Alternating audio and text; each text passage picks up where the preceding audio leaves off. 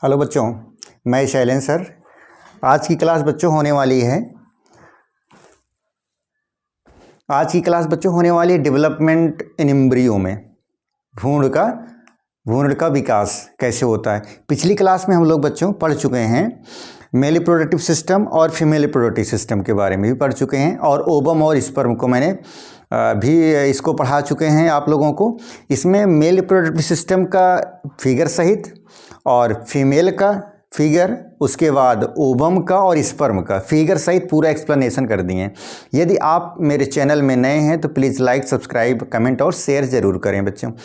तो आज बच्चों हम लोग पढ़ेंगे डेवलपमेंट इन एम्ब्रियो, भ्रूण का विकास के बारे में। भ्रूण के विकास के बारे में पूरा एक्सप्लेनेशन पढ़ेंगे। इसके बाद प्लेसेंटा के बारे में, अपरा जिसको बोला जाता है, उसके बारे में पढ़ेंगे बच्चों।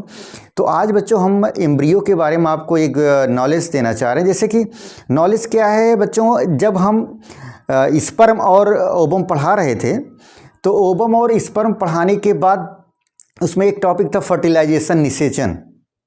फीमेल रिप्रोडक्टिव सिस्टम में ओवरी दो होती हैं। ओवरी से जो है क्या होता है, ओवरी में ही ओवम का निर्माण होता है। परिपक्व ओवम अंडाणु यह जो है निकलकर कहाँ, फैलोपियन ट्यूब में आता है। और फैलोपियन ट्यूब में ही स्पर्म का जो है इंतजार करता है, किसके लिए, निषेचन के लिए, फर्टिलाइजेशंस के लिए। तो कहने का तात्पर्य है बच्चों, वहाँ पर जब ओवम और स्पर्म मिल जाता है फैलोपियन ट्यूब में, वहाँ फैलोपियन ट्यूब में तो विकास होगा नहीं, एम्ब्रियो का जाइगोट बन गया, आपका जो है भ्रूण बन गया है, तो उसमें तो विकास होगा नहीं। तो क्या करता है, यूट्रस और गर्भाशय में आ जाता है।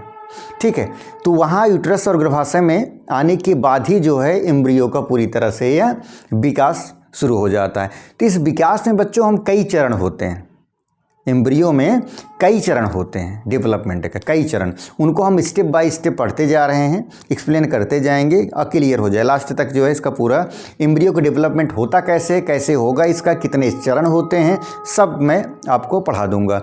तो बच्चों, तो आइए पहले तो निषेचन जानते हैं। एम्ब्रियो में डेवलपमेंट में यह बहुत बड़ी जटिल प्रक्रिया है और विकास की एक जटिल प्रक्रिया है तथा जो है आश्चर्यजनक प्रक्रिया होती है इसमें। तो इसमें क्या है, इसमें एक निषेचित अंड, यह क्या होता है, इसमें यह भ्रूण का विकास एवं जटिल और आश्चर्यजनक प्रक्रिया है। इसमें एक निषेचित अंड या जाइगोट क्या करता है, धीरे धीरे जो है पूर्ण विकसित जीव में विकसित हो जाता है। यह प्रक्रिया विभिन्न चरणों से संपन्न होती है। तो पहला कौन सा होगा, निषेचन, फर्टिलाइजेशन किसे कहते हैं। फर्टिलाइजेशन या निषेचन बच्चों क्या होता है कि मेल गैमेट और फीमेल गैमेट का मिलन ही क्या कहलाता है, निषेचन कहलाता है। पढ़ा भी चुके हैं। यदि आप लोग जो है पिछली क्लास की वीडियो आप नहीं देखे हैं तो उनका मैं डिस्क्रिप्शन में लिंक आज दे दूंगा। वैसे लिंक एक बाद जो है एक क्लास के बाद मैं डालते जा रहा हूं, आप लोग जाकर पिछली क्लास को ज़रूर देखते जाइए। उसके बाद नेक्स्ट आज वाली क्लास को आप लोग देखा करिएगा। डिस्क्रिप्शन में दे रहा हूँ लिंक, आप वहाँ की जाकर पिछली क्लास की सारी वीडियो आप लोग देख सकते हैं बच्चों। तो इसमें क्या होगा, फर्टिलाइजेशन में शुक्राणु तथा अंडाणु के मिलन से युग्मनज या जाइगोट का निर्माण होता है, ये भी आप जान रहे हैं। दूसरा, यह प्रक्रिया में आनुवांशिक सामग्री का मिश्रण होता है जिसमें एक नए जीव बनने की शुरुआत शुरू हो जाती है। आनुवांशिक मतलब डीएनए, आरएनए, मिनरल्स, ये सब जितने रहते हैं बच्चों, उसमें जो है सब आपका जो है आनुवांशिक रूप से यह मिश्रण करता है। ठीक है, सामग्री का मिश्रण होता है जिसमें एक नए जीव का निर्माण होता है। दूसरा बच्चों, क्लीवेज, फर्टिलाइजेशन के बाद दूसरा क्या होगा, क्लीवेज। नेक्स्ट चरण क्या होगा, क्लीवेज। युग्मनज तेजी से विभाजित होकर कई कोशिकाओं का निर्माण करता है। दूसरा, इन कोशिकाओं को क्या कहते हैं, ब्लास्टोमेयर कहते हैं। ठीक है, और तीसरा क्या है, क्लीवेज के परिणाम एक ठोस कोशिकाओं का समूह बनता है जिसे मोरूला कहते हैं, जिसे क्या कहते हैं, मोरूला कहा जाता है। तीसरा है ब्लास्टूला। तीसरा चरण क्या है, ब्लास्टूला। ब्लास्टूलम क्या होता है, मोरूला में एक तरल से भरा हुआ गुहा बनता है जिससे एक खोखली गेंद जैसी संरचना बनती है जिसे क्या कहते हैं, ब्लास्टूला कहते हैं। नेक्स्ट, ब्लास्टूला की बाहरी परत को ट्रोफोब्लास्ट कहते हैं, कहा जाता है, जो भ्रूण को जो है पोषण प्रदान करने का काम करता है। बच्चों, इसमें क्या हुआ, पहले तो चरण में आपको फर्टिलाइजेशन में निषेचन में क्या पता है, निषेचन में क्या होता है, मेल गैमेट और फीमेल गैमेट का मिलन ही क्या कहलाता है, फर्टिलाइजेशन कहलाता है। ये तो स्टार्ट होगा। और इस प्रक्रिया में क्या होता है, निषेचन में एक आनुवांशिक सामग्री का मिश्रण होता है जिससे नए जीव का निर्माण या विकास होता है उसमें। तो उसके बाद बच्चों जो नेक्स्ट चरण है उसके बाद क्लेवेज बोलते हैं। क्लेवेज में क्या होता है, युग्मक बहुत तेजी से विकास करना, जाइगोट जो है बहुत तेजी से विकास करना शुरू कर देता है और एक कई कोशिकाओं का इसका निर्माण करता है। नेक्स्ट 3 कोश, इसमें कहता है इन कोशिकाओं को क्या कहते हैं, ब्लास्टोमियर कहते हैं। और क्लीवेज के परिणाम में एक ठोस संरचनाओं का समूह होता है जिसे मोरूला कहते हैं। नेक्स्ट चरण क्या है, ब्लास्टुला।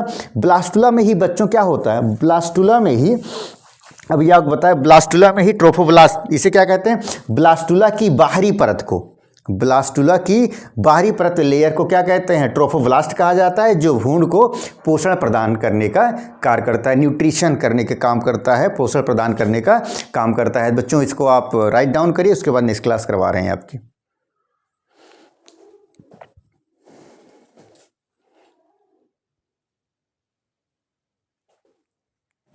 नेक्स्ट बच्चों गैस्टुला, इसके बाद गैस्टुलेशंस के बारे में पढ़ें। गैस्टुला डेवलपमेंट इन एम्ब्रियो में, गैस्टुला क्या है, ब्लास्टुला में कोशिकाओं का पुनर्व्यवस्थित होना शुरू हो जाता है जिसे 3 प्राथमिक रोगाणु परतों का निर्माण होता है। किसमें, गैस्टुलेशन में। पहला हो जाएगा इक्टोडर्म। इक्टोडर्म क्या होता है, यह बाहरी परत होती है जो त्वचा, तंत्रिका तंत्र और संवेदी अंगों का निर्माण करती है। जो आपका एम्ब्रियो बन रहा है, एम्ब्रियो में गैस्टुलेशन में जो 3 परतें बनी होती हैं, एक्टोडर्म, मेसोडर्म और इंडोडर्म। एक्टोडर्म में क्या कहता है, वह एम्ब्रियो का क्या करता है, त्वचा, स्किन का, और उसके बाद तंत्रिका और नर्वस सिस्टम का, और उसके बाद क्या है, संवेदी अंगों, सेंसरी ऑर्गन्स का क्या करता है, निर्माण करता है। और दूसरा क्या है, मेसोडर्म। मेसोडर्म क्या होता है, यह मध्य परत होती है। मेसोडर्म किसका, गैस्टुले, इसका एम्ब्रियो का मध्य परत होती है जो हड्डियों, मांसपेशियों, रक्त और संवेदी अंगों का निर्माण करता है। किसमें, मेसोडर्म में। मेसोडर्म में क्या करता है एम्ब्रियो का बच्चों, यह हड्डी, मांसपेशी, ब्लड और संवेदी अंगों का निर्माण करता है। और इक्टोडर्म, इंडोडर्म क्या कहता है, यह आंतरिक परत होती है जो पाचन तंत्र, श्वसन और अंतः स्रावी ग्रंथियों का निर्माण करती है।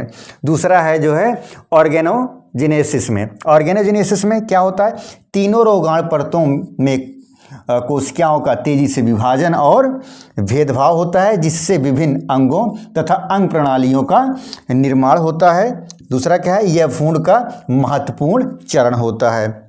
बच्चों सबसे जो गैस्टुलेशन होता है, गैस्टुलेशन चरण में क्या होगा, गैस्टुलेशन चरण में इसके 3 परतें होती हैं। कौन कौन सी, एक्टोडर्म, मेसोडर्म और इंडोडर्म। एक्टोडर्म क्या कहलाता है, हमारे एम्ब्रियो क्या बनाता है बच्चों, त्वचा, तंत्रिका और संवेदी अंगों का निर्माण करता है। और मेसोडर्म क्या है बच्चों, यह मध्य परत होती है जो हड्डियों, मांसपेशियों और रक्त का ही यह निर्माण करती है। और इंडोडर्म क्या है, यह आंतरिक परत होती है सबसे, इसकी परत पाचन तंत्र, श्वसन तंत्र और उसके बाद जो है अंतःस्रावी ग्रंथियों का यह निर्माण करता है। बच्चों इसको राइट डाउन करिए, उसके बाद यह डेवलपमेंट इन एम्ब्रियो का एक फिगर के माध्यम से हम आपको समझा रहे हैं बच्चों, ठीक है।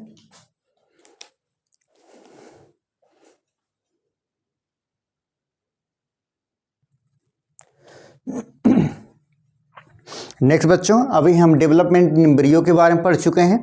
डेवलपमेंट एम्ब्रियो के बारे में चारों चरण, जितने भी चरण हैं आपके, जो 5 चरण आपको जो है मैं डिस्क्राइब कर चुका हूं।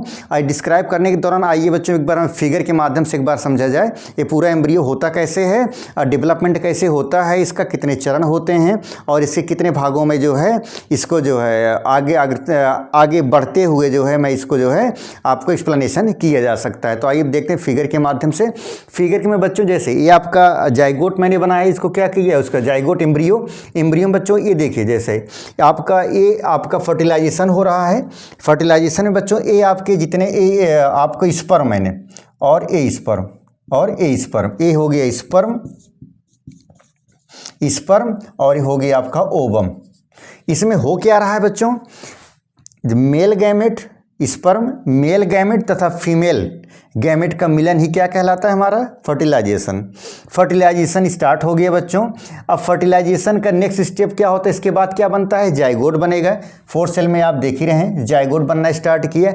उसके बाद क्या किया बच्चों? ये एम्ब्रियो को 4 सेलों में ये क्या किया? डेवलप कर गया। एम्ब्रियो जाइगोट जो है 4 जाइगोट डेवलप करके 4 एम्ब्रियो सेल का स्टेज का बना दिया। उसके बाद आपका कौन सा है? Morula stage. मोरुला स्टेज के बाद आया ब्लास्टोसिस्ट। अब ब्लास्टोसिस्ट के बाद जो है क्या है बच्चों? आपका ये डेवलप होकर पूरी तरह से क्या किया? एम्ब्रियो का निर्माण कर दिया और न्यूबॉर्न बेबी का ये जन्म होगा। तो बच्चों इसमें देखिए जो इसका जो है गैस्टुलेशन, जो गैस्टुलेशन प्रवस्था होती है जिसको मैं पढ़ा रहा हूँ इसमें डेवलपमेंट इन एम्ब्रियो में, गैस्टुलेशन में 3 परतें हैं। कौन कौन सी? एक्टोडर्म, मीसोडर्म और इंडोडर्म। एक्टोडर्म बच्चों क्या करता है? अब एम्ब्रियो का त्वचा, तंत्रिका और संवेदी अंगों का निर्माण करता है। और क्या करता है? मीसोडर्म क्या करता है? रक्त, हड्डियों या मसल्स का निर्माण करता है। और इंडोडर्म क्या करता है? रिस्पायरेटरी सिस्टम और श्वसन तंत्र और डाइजेस्टिव सिस्टम आदि अंगों का यह जो है निर्माण करता है। ये आंतरिक परत होती है। एक्टोडर्म ये बाहरी परत होती है। मीसोडर्म आपका जो है ये आपकी मध्य परत होती है। और इंडोडर्म आपका ये आंतरिक परत होती है बच्चों।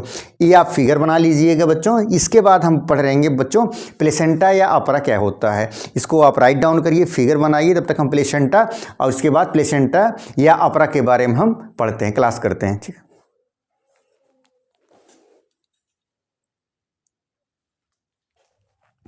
नेक्स्ट बच्चों डेवलपमेंट एम्ब्रियो के बारे के बाद उसके बाद बच्चों हम लोग पढ़ रहे हैं प्लेसेंटा। प्लेसेंटा या अपरा जिसे बोलते हैं उसे क्या कहते हैं बच्चों? प्लेसेंटा। प्लेसेंटा क्या होता है? प्लेसेंटा या गर्भावस्था के दौरान माँ और उसके गर्भ में पल रहे बच्चे के बीच एक अस्थायी अंग होता है। यह एक डिस्क के आकार की संरचना होती है जो गर्भाशय की दीवार से जुड़ी होती है और बच्चे से नाभिरज्जु या अम्बिलिकल कार्ड द्वारा जुड़ी होती है। प्लेसेंटा के कार्य या प्लेसेंटा कार्य या अपरा के कार्य, पहला क्या होगा? गैसीय विनिमय। प्लेसेंटा माँ के रक्त से बच्चे के रक्त में ऑक्सीजन का स्थानांतरण करती है और कार्बन डाइऑक्साइड को बच्चे के रक्त से माँ के रक्त में स्थानांतरित करती है। दूसरा क्या है? पोषण प्रदान करना। प्लेसेंटा माँ के रक्त से बच्चे के रक्त में पोषक तत्वों जैसे ग्लूकोज हो गया, अमीनो एसिड, विटामिन्स और खनिज पदार्थों का स्थानांतरण करती है। तीसरा अपशिष्ट पदार्थों का निष्कासन। प्लेसेंटा बच्चे के रक्त से माँ के रक्त में अपशिष्ट उत्पादों जैसे यूरिया और कार्बन डाइऑक्साइड का स्थानांतरण करता है। दूसरा एंटीबायोटिक स्थानांतरण। प्लेसेंटा माँ से बच्चे को एंटीबायोटिक स्थानांतरित करती है जिससे बच्चे को संक्रमण से सुरक्षा मिलती है। चौथा हार्मोन्स उत्पादन। प्लेसेंटा कुछ महत्वपूर्ण हार्मोन्स का उत्पादन करती है जैसे आपका एस्ट्रोजन, प्रोजेस्टेरॉन तथा मानव का कोरियोनिक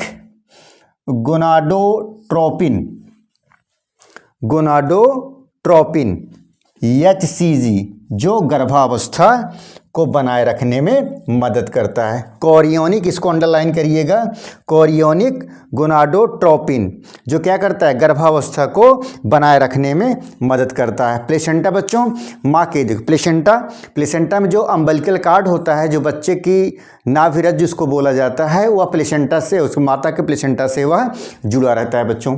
ठीक है, गर्भ से यह जुड़ा रहता है, गर्भाई द्वय से यह जुड़ा रहता है, जो बच्चे के क्या करता है? बच्चे प्लेसेंटा गर्भावस्था के दौरान माँ और उसके गर्भ में पल रहे बच्चे के बीच एक अस्थायी अंग है। यह क्या करता है? यह एक डिस्क के आकार की संरचना होती है जो गर्भाशय की दीवार से यह क्या करती है? जुड़ी रहती है, जिसे बच्चे के नाभिरज्जु या अम्बिलिकल कार्ड द्वारा यह जुड़ी रहती है। उस अम्बिलिकल कार्ड में बच्चों माँ के प्लेसेंटा से जो है अम्बिलिकल कार्ड के ही द्वारा जो है बच्चों का पोषण, न्यूट्रिशन गैसों का परिवहन और उसके बाद एंटीबायोटिक हार्मोन्स का उत्पादन बच्चों सब उसी अम्बिलिकल कार्ड के द्वारा माँ से जो है बच्चों को मिलता है। तो बच्चों जो अम्बिलिकल कार्ड होता है उसमें प्लेसेंटा पहला क्या होगा आपका गैसीय विनिमय का, उसके बाद जो है पोषण प्रदान करना, अपशिष्ट पदार्थों का निष्कासन, यूरिया जैसे कार्बन डाइऑक्साइड, उसके बाद एंटीबायोटिक बच्चों जो है माँ के ही द्वारा जो है बच्चों को अम्बिलिकल कार्ड के द्वारा मिलता है, जिससे क्या होता है बॉडी को उसको जो है बच्चे को सुरक्षा प्रदान होती है। और हार्मोन्स का उत्पादन एस्ट्रोजन प्रोजेस्टेरोन हार्मोन्स होता ही है। दूसरा जो अलग से आया बच्चों उसका क्या बोलते हैं कोरियोनिक गोनाडोट्रोपिन HCG, जो गर्भावस्था को बनाए रखने में यह क्या करता है बच्चों मदद करता है। इसको राइट डाउन करिए, उसके बाद नेक्स्ट क्लास करवा रहे हैं आपकी।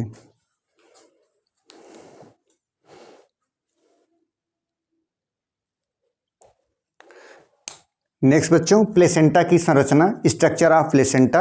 वैसे मुख्य रूप से इसमें क्या होता है प्लेसेंटा में मुख्य रूप से दो भागों से मिलकर बना होता है प्लेसेंटा, मुख्य दो रूप से मिलकर बना होता है प्लेसेंटा। नंबर 1 क्या होता है भ्रूणी भाग, यह भाग बच्चे द्वारा जुड़ा होता है और इसको आप अंडरलाइन करिएगा कोरियोनिक विली नामक जो है छोटे छोटे उभार से यह ढका होता है। नेक्स्ट दूसरा है मातृत्व भाग में, यह भाग गर्भाशय की दीवार से जुड़ा होता है और डिसीडुआ नामक ऊतक से बना होता है। दो आप अंडरलाइन करेंगे बच्चों, पहला आपका डिसीडुआ नामक ऊतक से यह बना होता है आपका प्लेसेंटा, और दूसरा जो भ्रूणी भाग होता है इसमें जो है कोरियोनिक विली नामक छोटे छोटे उभारों से यह ढका होता है बच्चों। इसके बाद बच्चों हम इसका प्लेसेंटा का फिगर बना रहे हैं, उसके बाद पूरा डिटेल से मैं इसको पूरी तरह से समझाऊंगा आपको। इसको तब तक आप राइट डाउन करिए इसको, ठीक है।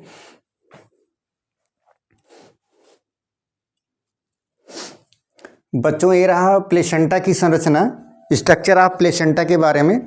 प्लेसेंटा में अब इसको फिगर बना दिए हूँ बच्चों। देखो इसको पहला क्या है, ये आपकी रेड वाली क्या है अम्बिलिकल कार्ड है और दूसरी वाली अम्बिलिकल वेन है, और कोरियोनिक आपका ये विलस है। ये जो ग्रीन वाली है ये आपका क्या है कोरियोनिक विलस हो गया, और उसके बाद ये बाहरी वाली परत है कोरियोनिक प्लेट हो गया, और उसके बाद मैटरनल डिसीडुआ, ये आपकी पहली वाली मैटरनल डिसीडुआ, बाहरी परत है मायोमेट्रियम, ये दूसरा बेसल प्लेट, और तीसरा क्या है मैटरनल आप स्पाइनल आर्टरीज हो गया, और तीसरा क्या हो गया मैटरनल वेन हो गया, ठीक है। तो ये रहा बच्चों प्लेसेंटा का फिगर स्ट्रक्चर। तो आज की क्लास बस बच्चों इतना ही, इसको ज़रूर बना लीजिएगा और राइट डाउन और याद जरूर रखिएगा इसको बच्चों, ठीक है। Thank you.